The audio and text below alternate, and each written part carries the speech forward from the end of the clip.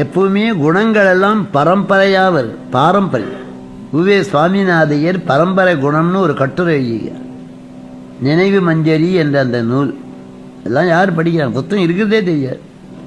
எங்கேயோ தர திசை தெரியாத உலகம் போய்கொண்டு நல்ல நூல்களுக்கு பேரே தெரியும். அவர் எழுதியிருக்கிறார் பரம்பரை குணம். பீஷ்மாச்சாரியார் சொல்றார், தர்மா நீ பட்டம் கட்டி ஆள்ற போது நல்ல குலத்திலே வந்த பரம்பரையானவனுக்கு பதவியை கொடு, அப்பதான் நாடு நல்லா இருக்கும். சின்னவனெல்லாம் தூக்கி மேல வச்சியான அவன் அந்த பழைய புத்தியே வரும் என்று தர்மராஜாவுக்கு பீஷ்மாச்சாரியார் சொல்ற. தர்மா ஒரு கதை சொல்றேன் கேட்டு. ஒரு காட்டிலே ஒரு ஆலமரத்துங்களே ஒரு மகான் இருந்து தபசு பண்றார். அவர் எல்லா உயிரின் தன்னுயிராய் எண்ணுவார். அங்க ஆனை வரும், பூனை வரும், புலி வரும், எலி வரும்.